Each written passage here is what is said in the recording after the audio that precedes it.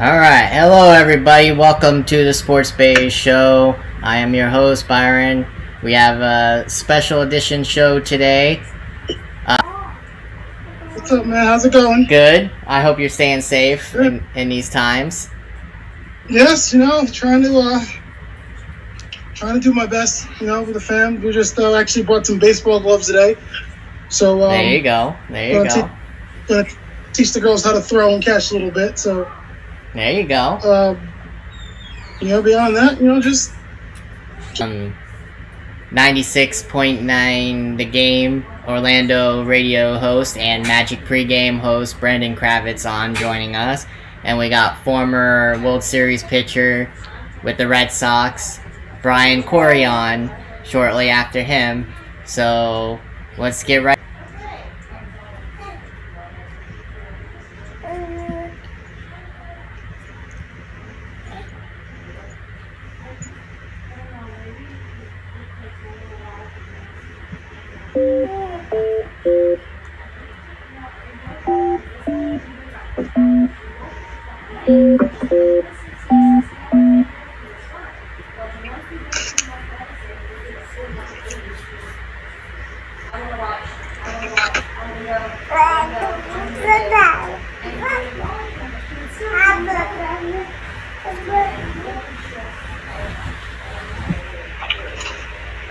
Hey there. Hey, Mr. Kravitz, welcome to the Sports Bay Show with Byron and Eric. How are you? I'm glad you're near it. So take us through what you've heard so far about the bubble, and how's it going over there at the Worldwide World of Leaders Sports Complex? Yeah, it's going pretty good. I mean, the action has been great with the NBA games that have been going on or about to wrap up this week. The biggest thing was just the fact that you've had, hundreds of players converge on Disney, 22 teams, and nobody's tested positive. So that was the big thing, is can you create a bubble without having that bubble then pinched and, infected by the virus? Because once it shows up there, it would probably spread throughout. They've been able to avoid that. So everything's been going good. I know some media people that have gone in, and it's what they call like the outer bubble. You go in and you get tested. That media entity then has to pay for that test. It's like $150, and then you're able to actually go in and cover the games. But everything's been going good so far. Hey, Brian, this is Darian Barnes. I hope you're doing well. Thank you. I guess my question to you would be, do you think that this is sustainable? If we're not looking at a vaccine for like the next, let's be real, and happen. Do you think this can go as long as it, half the season it seems like it's good. If we're kind of in a holding pattern, it seems good. But is it our new normal? That's the question. Well, imagine these players, all 30 teams, not just the 22 that were invited for a condensed 8-game regular season and then the playoffs.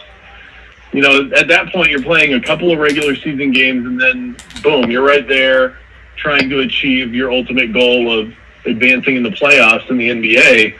That, like you said, that makes sense. To do an entire 82-game season at Disney, I just don't see the players going for that. I know the Players Association has said that there's a possibility that happens, but until I start hearing from people like LeBron James and James Harden and Giannis telling me that, yeah, we're going to go ahead and we're going to go forward with that idea, I think the best guess is that and then they go back into their home arenas.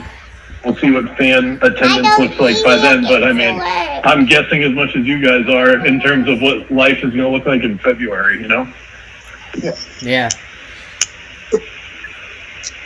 So then my next question, based off of that, so if it's not the new normal and it looks like we're going to go into some type of like hybrid, half virtual, I think the thing that, network television and even at this point probably cable television trying to grapple with is how do you compete with the internet if things are going to start moving more virtually? What do you think that looks like in the future? I think the NBA is in a good spot as far as that goes. I think all these leagues are, because they've been moving into that space for a while. I mean, even if you just go with think of how popular the NBA is on Twitter, how many views their biggest highlights get on YouTube, and that's just the clips and the snippets of the whole event itself. If you're actually talking about the games, I mean, like, I can use myself as a good example because I don't have quote unquote cable. You know, I stream via, whether it's YouTube TV or Sling. I kind of go back and forth, and that would be considered the internet, because I don't plug anything into the wall for me to watch these games. I sign up, pay a little bit extra to watch all of the games that I possibly can. And I have the MLB package, not via DirecTV. I have it via the MLB app, you know, and so that's the way that these leagues are that's the way that they're trending. Only because I genuinely don't know how viewers like myself are counted towards the ratings. It's not broadcast TV because I'm not watching via a box. So I don't know if I count. But that's all part of that sort of, that world is changing in the way that we calculate what numbers are and all of that. And I think right now we have an accurate description of what we're looking at. But overall, I think the NBA, Major League Baseball, NFL, they're in a good place. I think they're, as you kind of put it, they're kind of like internet ready at this point. Yeah. So as far as like probably, you know, owning some of that, where do you think that you think there's a line there, or do you think it's going to be more symbiotic corporate? Well, they market the products that they want to market. They have to wear the apparel that the team mandates that they wear. But outside of that, they pretty much do have their own separate business. They are, that's the beauty of being a profession. Jumpman, Air Jordan, whatever, you know, you have that ability to go ahead and do that. So I think that the leagues will always work with the players because the leagues need the players in order to be successful. All of these sports are such player-driven leagues, you know? Yeah. So now I gotta ask you then, since we are obviously almost to the quarter of the almost to the playoffs in the NBA. Pelicans with Zion Williams. What have you heard more about that? Because I know they were trying to fight for a playoff spot, but they've lost, I think, majority of their games to try and get into the playoffs. But so what do you see them going with Zion? Because I know the NBA was pushing for them to have him in. Yeah, and unfortunately, they have not succeeded. They are officially out of the playoff race, so Zion will not be in the playoffs. The Magic actually play the Pelicans to close out their seeding games on Thursday night. I think that tip-off is at 9 p.m., so it's a late one. I don't even know if Zion's going to play in that one because they don't need him. Because there's nothing they could do, win or lose. The Pelicans aren't making the playoffs. So unfortunate for the NBA because, yeah, they would have loved to have that first-round matchup would have been LeBron versus Zion. That's a dream come true for the NBA, but unfortunately they weren't able to facilitate that because the Pelicans just didn't win enough. Wrapping him in bubble wrap, don't want to play you too many minutes.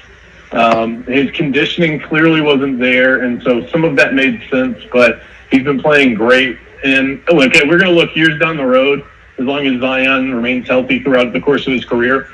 We're going to look back at this and kind of chuckle at it because it doesn't really matter. The Pelicans aren't that good, and this isn't about this year. That's why they're taking such a patient, cautious approach, because they know they have another decade, hopefully, with this guy, and year one isn't really going to matter when push comes to shove. So then with all the young talent there, do you see them actually competing for a championship within the next couple years with all the young talent, with Ball going out from underneath his father, Josh Hart?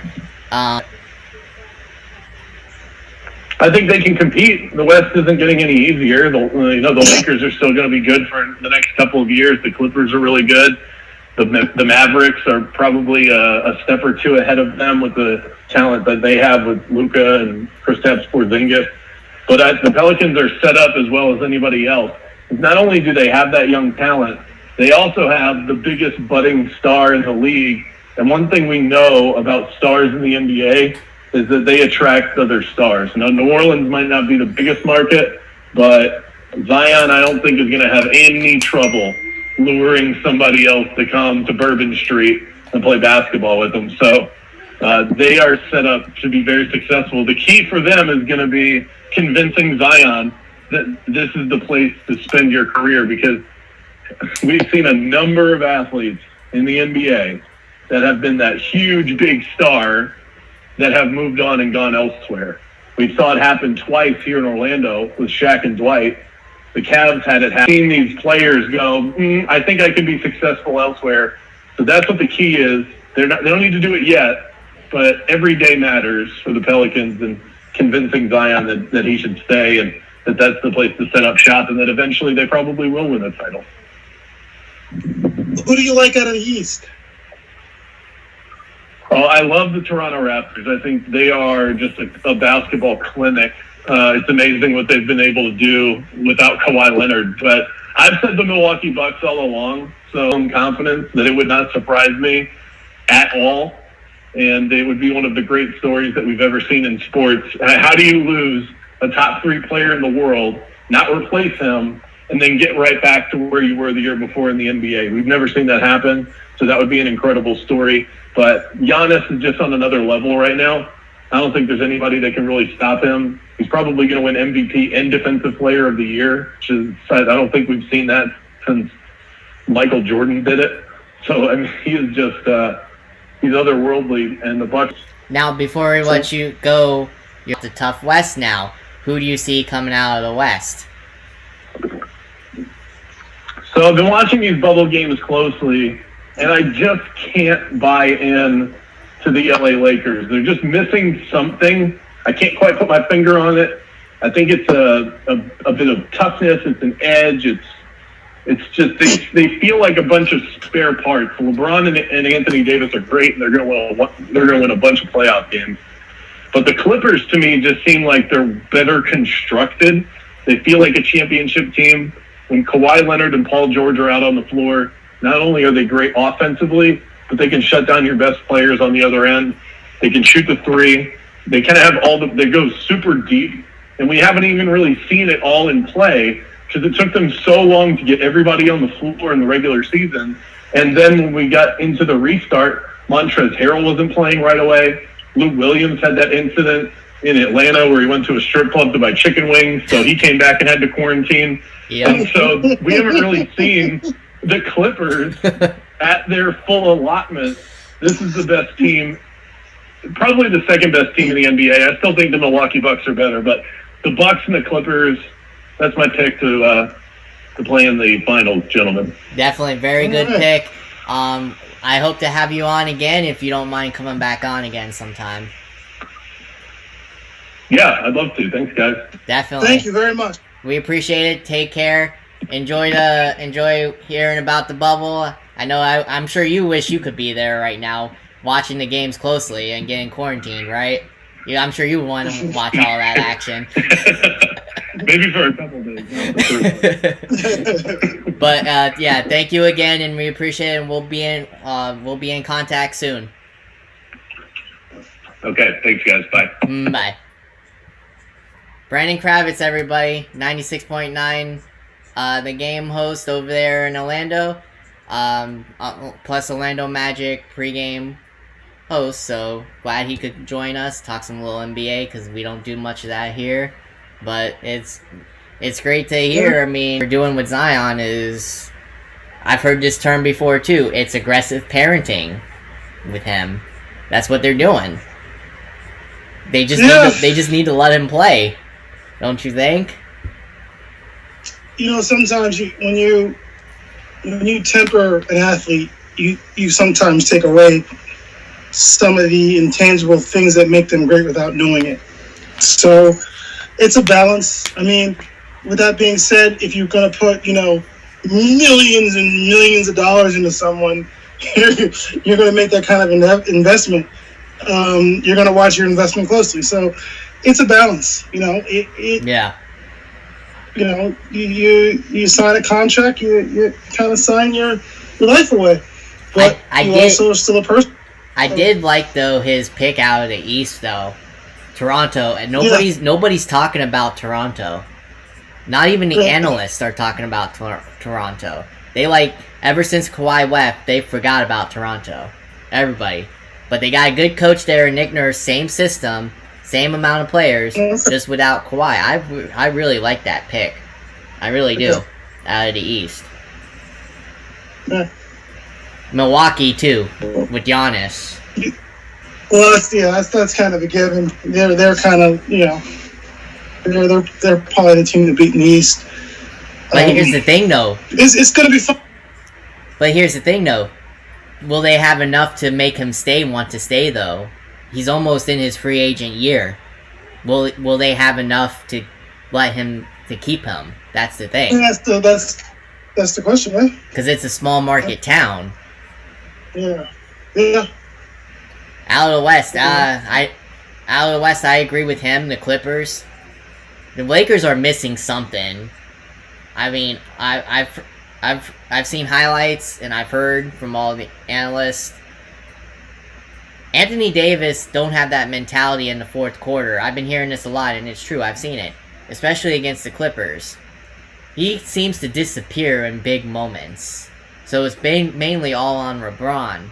You can't have that if you're going to have a winning formula. Do you agree? Yeah, you're absolutely right. You gotta show up. You gotta show up in the fourth quarter. You gotta show up when it counts. Because if you don't show up then what's the point? I mean, it's one thing to have talent, but you need to have that monster mentality, correct? Going in to close out games. I just don't think he has that. He never had that with New Orleans. He never, kind of never had to. But we'll see. We'll see. We'll see how it shakes loose. See if he can rise to the occasion. Yeah, it's definitely good. Are you ready to get into our next guest? Yeah. Let's do this. Former MLB pitcher Brian Corey. Let's give him a call. Former World Series champion. See what he's up to nowadays. All right.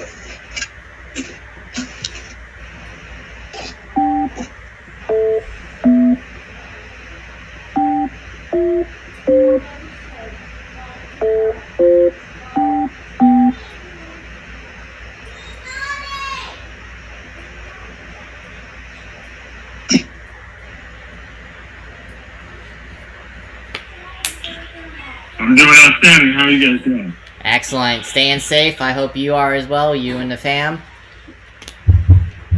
Yes, everything's good. Everything's good. Thank you.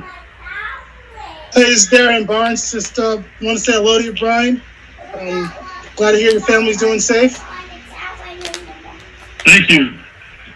How are you? Doing all right. Doing well. Trying to open schools again, so we're trying to get my family ready to go through that ordeal too. So I know it's kind of crazy all over the place right now. No, for sure. My daughter started school last week online, and there's been a few issues, so we'll see how it goes, but moving forward. But they should be back in school, I think maybe in about another 3 or 4 weeks, but we shall see. It's pretty crazy out there right now, I imagine. It's, I would say it's crazy. I'd say it's pretty, I think things are starting to kind of get back to normal. As far as, kind of things got a little bit crazy for a while, but I think things are starting to get a little bit better, based on... Okay. So let's jump right to it. I want to get into current baseball right now with your Red Sox before we get into your career with them. I want to ask you, in your opinion, with everything going on right now, with are the Red Sox tanking with getting rid of most of their key players? I wouldn't say they're tanking. I just think that you're trying to kind of, you're looking at your organization and without speaking for anybody within your organization, but at the same time, I think you're looking to try to better the organization moving forward. And I guess it can be perceived as what you described it to be, but you're giving guys opportunities. You got injuries. You got, this whole year is, it's wild. It's crazy. I don't know that you can compare it to anything. I think that, you're trying to be smart about, how you go about, from the financial aspect of it, and, maybe not the probably the biggest concern, with a team like the Red Sox, and their past and their history and everything that they've done there. But you still want to be, I think every organization is trying to be financially, responsible, in that realm. So, especially with, the things that, have gone on this year with the season and the fans and the stands and, whatever, the TV revenue like opportunity you wouldn't have otherwise had an opportunity to see and guys to develop, whether that ends up helping your organization and directly on the field with those players, or maybe via a trade or whatever. So that's my take on that. So do you think they should have kept Mookie, or do you think they did the right thing by trading him away? Because he was basically going to be a guy that they were going to win a multiple amount of championships with, and were going to keep him. But then all of a sudden they traded him away for. I don't. Good question. I think that we're looking at a situation where I'm not sure the Red Sox were a better feel on that. Willing to give him the contract maybe that the Dodgers ended up giving him. Maybe they were, and they're going great. Annually, I think. I'm not sure where he was as far as how he felt about being, in Boston for, and I think that most guys, when you can spend years, I think it's special. It's very rare, obviously, these days, to have that. But I would say, it's tough to say that it was a mistake, but at the same time, for equally, I think I'm not really answering getting, pieces like that, which are, one of the best players, if not arguably the best player in the game, that has already been proven to be, a championship, just a winner, and a catalyst to that. It's pretty tough to let that something like that go, and I can understand why, the fan base and everybody else involved can see how why would we get rid of. Let somebody like that go, and risk for the return. It's tough. I didn't really answer your question right there, probably the way you wanted me to, but that really is a tough question to answer. And I think down the road, I guess you'll have a better answer based on and obviously he's doing some things in LA and already, but if it helps the organization moving forward, to have more pieces because of they can spread out that salary or that money to other players moving forward next year and beyond, and then maybe it's the right move. I guess time will tell. So, hey Brian, I'm gonna switch it up a little bit. I wanted to ask you. I played football for a while, and I was a journeyman myself, and played over pretty much all over the country. I played for 8 different football teams, but I never had to go out of the country and travel out of the country and do it. What was that like, and how much of it was a culture shock to be a part, to have that kind of experience playing ball? I appreciate that. It's interesting to hear about your football career too. That's pretty cool. It was my first year. I went over to Japan, and I was fortunate enough to play for the Tokyo Giants that year. But I went over in the middle of the season, and it was, everything. It was a big culture shock for me, and just trying to take it in, and everything on the field, everything off the field. living situation across the room, time change, everything else like that. Just the culture of the baseball, the pressure. Not only that was put on me by the organization that I was with over there, but at the same time the pressure I put on myself and what it could do to me with my career. And I'm never letting anybody down, and you want to come over there, and there's a lot of expectations from the team, from your teammates. Just the fan base, and then the other teams and the other players in the league, and being able to such a storied franchise in Japan like that was definitely tough. But I had some really good teammates. Chucky Rhodes was helped me immensely. There's a few other guys. Brian Sikorsky helped me immensely.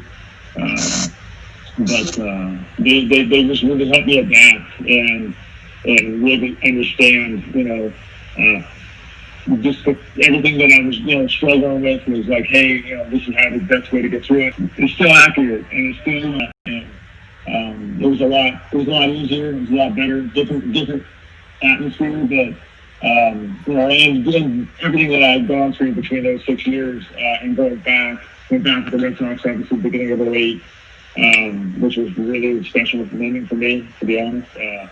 And having been there, having seen some of my own teammates and playing against them, and being now back when I played in Virginia that year in 2002, and it was a lot better. And then going to Korea, just everywhere, and then going to Taiwan, and obviously going to Mexico.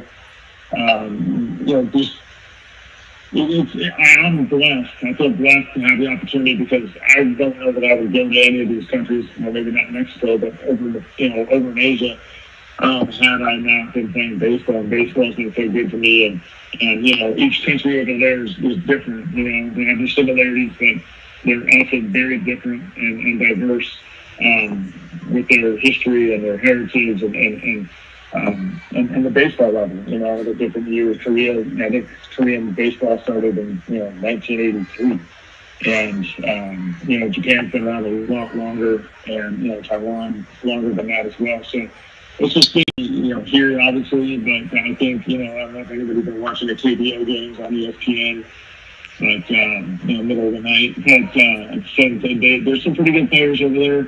Like I said, the depth is probably the one thing that is noticeable, that once the starters get out of there, or the better players, or heart of the order in the back end of the lineups and stuff like that, or some of the guys in the bullpen can struggle. But they're still constantly getting better in Korea and Japan.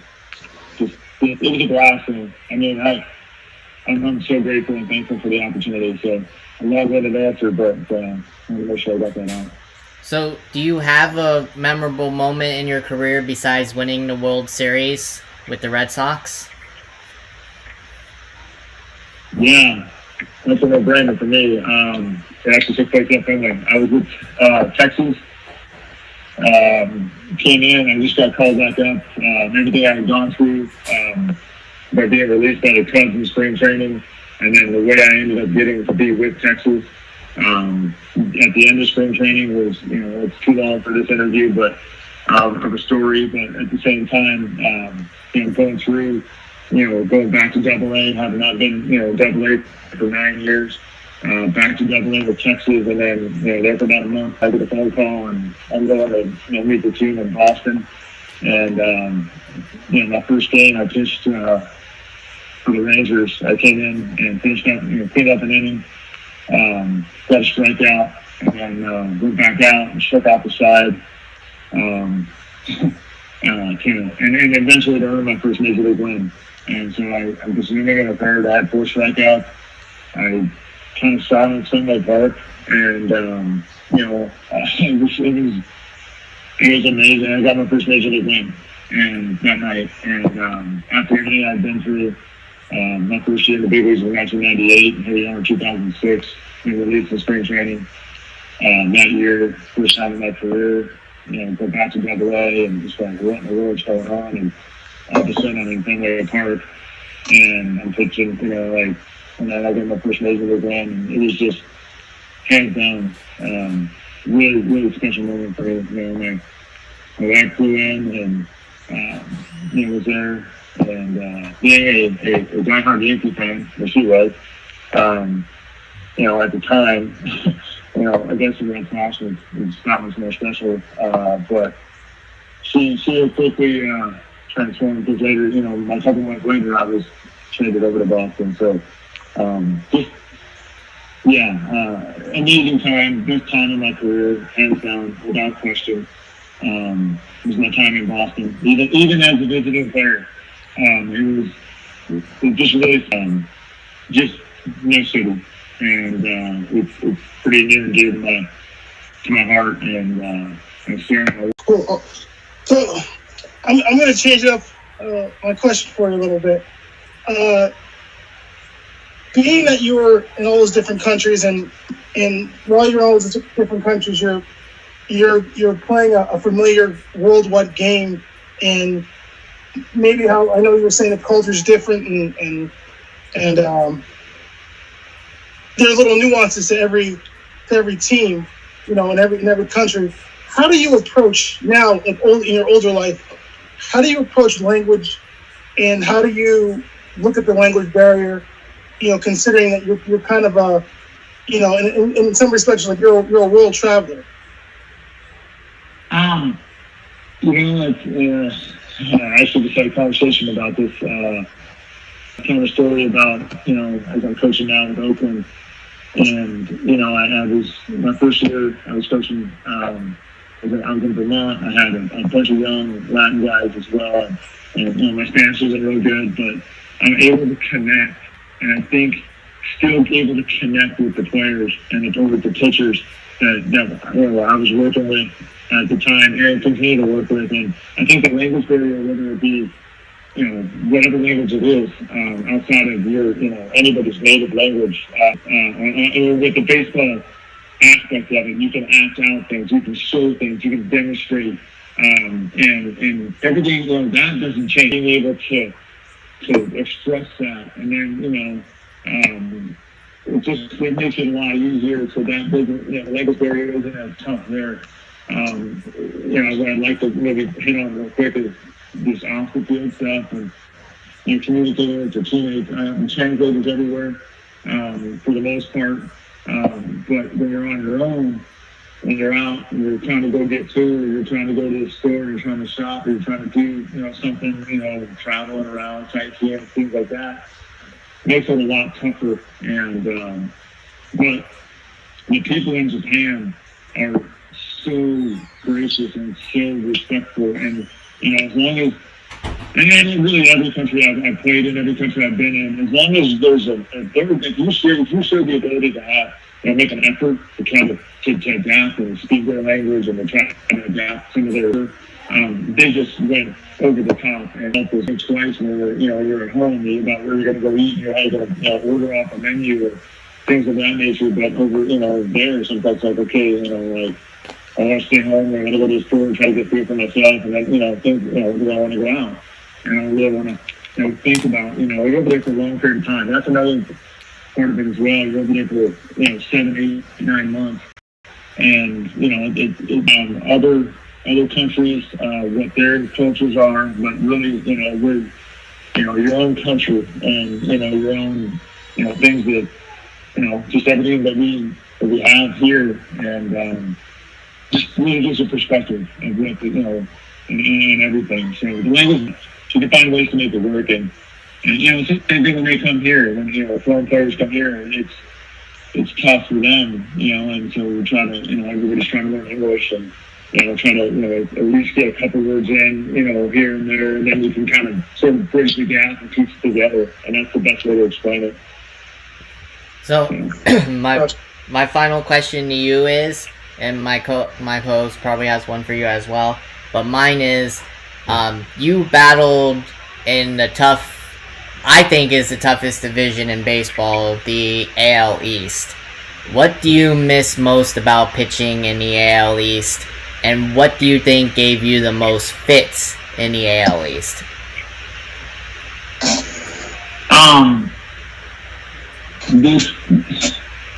Well, yeah, I would agree with you. The competition and, really not a tough, it's not tough to really, I don't know, it's tough to argue that, that just every night you're playing against,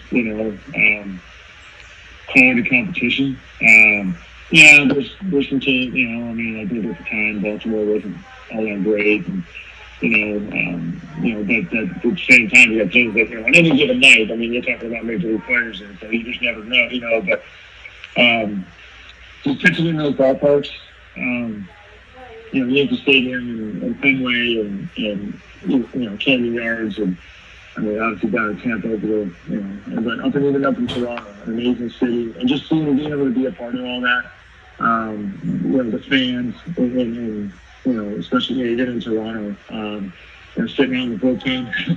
I don't know that gets told much, but sitting on the bullpen in Toronto can be kind of a tough place.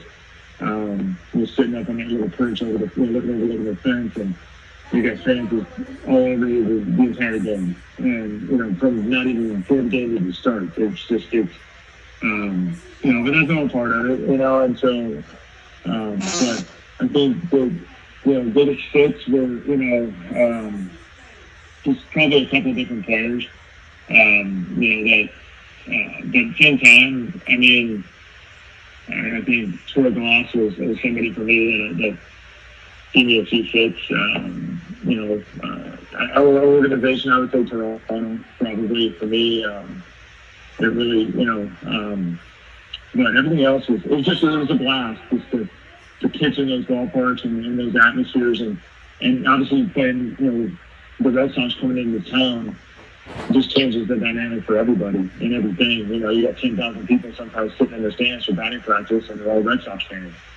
That's true. On the road. And it's just, and that alone right there is just, that just speaks for itself, for the fan base and the culture that is the Boston Red Sox. And, I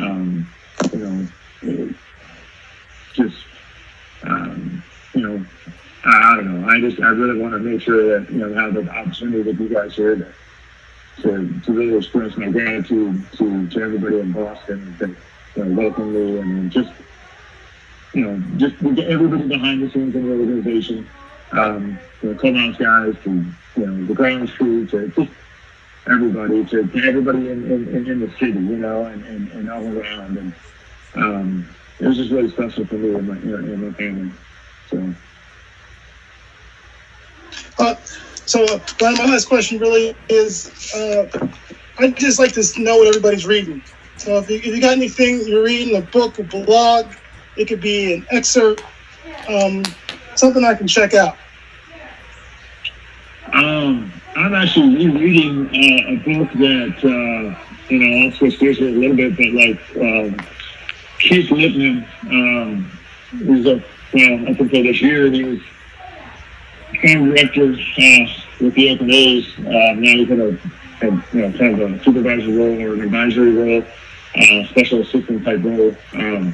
But he's in his 50th year with the Oakland A's, and every year he makes guys, all the coaches and staff, because he picks a book. And I'm reading it, and we all got to read it, and it's just investing in coaching and investing in the coaches. And I felt important to kind of get that out, what I'm about to say, because I'm rereading this book right now called The Inner Game of Tennis. What's it called? The Inner Game of Tennis. Just having, it's a mental game to where you are. We talk about touch points and relationships and how you connect to people, and how that affects how you do what you do and where you're trying to get within whatever it is. Obviously, it's still based on sport, but you can, it's just really, it's tough to really engage with people, sometimes, and I just know how it made me feel when I was reading it, and it really transformed me. It really had an impact on my life in a positive way, and I picked it up about, a week and a half ago, and I just been kind of thumbing through it a little bit. It's not a long read or anything like that, but yeah, The Inner Game of Tennis. quality book. Brian, for joining us today. I appreciate it. I'm sure Darian does. It was glad to get a lot of stories. That's why I started this show. To hear stories like yours and all that. But I'd like to have you on again in the future if you don't mind coming back on again. No, I'd love to. I there's something else I'd like to. Do I have any time left here, or we got I need 2 minutes if I can. If not, we can do it another time. But you guys let me know. Hey, go ahead. If you got time, go ahead. Go ahead. Real quick, I just want to. It's something I haven't talked about. I haven't put it out there. I'm going to put it out there. But back in 2014, I was at the San Diego Zoo with my family. And I just checked out of the hotel. I was scouting at the time, and my family met me, and we checked out of the hotel, put everything in the back of my vehicle. And I happened to have my World Series ring with me, and it was in one of my bags in my vehicle. And a gentleman broke into my vehicle while we were inside the zoo that day, and and I never really said anything about it, and I'm starting to put it out there, and I figured I would, if I had an opportunity or anything like that if anybody, happens to, come across a ring at a pawn shop or whatever, or somebody knows anything about it, I continue to pray about, it's going to come back to me in some fashion. But I figure, any opportunity I can have now to kind of get it out there to whoever, maybe listening, to wherever, maybe having an opportunity to maybe look into, I don't know, I keep looking for it. I've been trying, and I keep coming up, obviously empty. They found the individuals that did this, and, they don't have it, they're saying they don't have a long story, but, that's something I wanted to pass on down to my daughters, later on in my life, and I don't have that opportunity, but it's unfortunate that it happened, but it symbolizes an awful lot more than just my time in Boston with the World Series, and everything that I went through in my career, and so I appreciate letting me take the time to share that, and if anybody's out there can reach out or whatever, to you guys, to me, I don't know. But Brian, do you have a Facebook page? Do you have a Facebook page or a website? I do have a Facebook page. It's just me, and I have an Instagram account and Twitter as well. So. All right. So, do you mind if I tweet it out there, or Instagram it out there? No, I would. Yeah, no, I don't mind at all. I want as many people that I want it out there away, but it was just one of those things, and I kicked myself, and I came back to the the 10-year reunion in 2017, and I was just like, it was a little tough. But it's been, and I've worked with the Red Sox a little bit about trying to, and then things are coming up, and then we just never really kind of touch base about again. But they've been really good, and trying to help me out. So. So far nothing, has come up. But I appreciate anything and everything. So, it's kind of weird talking about it here, but at the same time, let me. So no, I appreciate that, guys. No problem. I'm definitely gonna post something about it today. Definitely, no problem. Anytime. I'll tag you. I really appreciate it, guys. Thank you for adding back east here, and hopefully things can start to. And definitely get back to.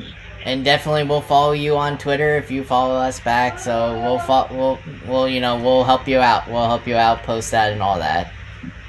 Thank you for your time, man. You got it. Thank you, guys. All right, take care. Take care. Sure. Bye. Okay. That don't you? On our Twitter, our Facebook, and you got a good book you got to read now.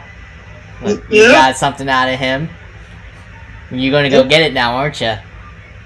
Yeah, no, I'm gonna hunt for it. I'm gonna go online, Amazon it, or I usually do a good job of once I get a book or a paper or whatever.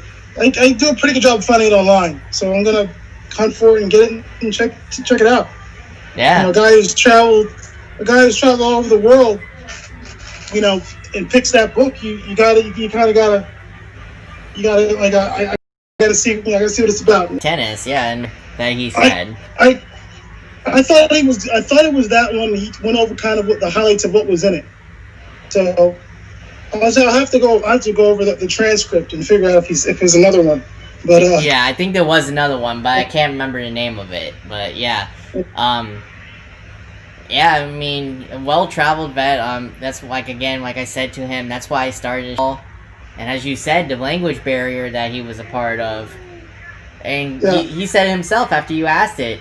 Somebody asked him this. Universal sport and cultures, but also like you're doing that in like a different land.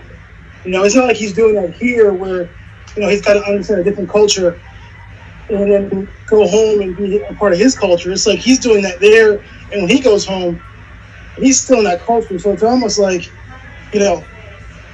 baseball becomes the one thing. It becomes like it really does become the one thing that you recognize and that you kind of you view the world through, because you don't have any other way to view the world outside of baseball at that point. Like how do you? Like he said, like if merely going shopping is a process, because you have to figure out, where is the 3G? Before 3G. Yeah. So he's really, he's it's got to be awesome and phenomenal and scary as hell all at the same time. He could write a book just on going to a different place before smartphones. Yeah, it's exactly. Crazy. Yeah. So, and to have him on again, so we'll see. Let me know. But tell us about your show. Where are you at right now? Me and the wife have been trying to watch it, but we keep forgetting about it. I don't want to spoil it for you because it's over. The show's over. The show was over 2 weeks ago, so I don't want to spoil it for you. Oh man, that's bad, man. You were doing so good. What happened? I didn't do good enough. I needed better knife cuts. What was the dish? It was a good. Yes. Alas. Well, then now I guess you're looking for more and better things. Like I'm sure you're looking forward now to football too. So football's almost starting. Football's here. I'm gonna watch it. I'm looking forward to. I'm trying to figure. I'm trying to teach myself how to use Google Cloud Platform to build WordPress sites, to build WordPress multi-sites. So that's what I'm doing now, and just writing. Just doing geek stuff. But when football comes back, I'll be sure to watch. Oh, I'm sure you will. I mean, a former football player. I mean, come on, can't pass up on seeing football. Come on. No, I mean, I'll watch a cartoon before I'll turn the game. Like I'll turn like even now, like I'll turn the game on, but I'm reading something else and doing like something. I playing football as long as you do, you look at a game. If I turn the sound off, I'm watching a game, and I just forget the graphics, and you just see what's happening. And obviously it's not the film that players are used to watching, the end zone and sideline copies, where there's just I keep that analytical process of dissecting the game, and I'm not letting the announcers or the graphic. I do that, I lose a sense of how the game is like played and what's happening. So I try to, I'm going to be watching it. It'll be on. It'll be fun to watch for sure. But I thank you. I thank you for being the co-host today. I appreciate it. We had two great guests. I will stay in touch with you as well, because we do need to do, before we went on air, we do need to do that one show again that we screwed up on, where we couldn't hear. So we gotta try and get the same two guys. Woo! Those guys. Who are those guys? No, I'm drawing a blank. Yes. See, I knew you would remember now. I knew you would remember. Yeah, I got it. But yeah, as soon as I get in touch with them and a day, I will let you know. You got it. You let the wife know, so she gives do what you do. Help me share a show. I'll share your stuff. You know, vice versa, help each other out. But it was a great show. Thanks again, Darian. I'll stay in touch with you. Friday. Have a good day. Take care, Take care, Darian. everybody. Thank you. Bye, everyone. Bye.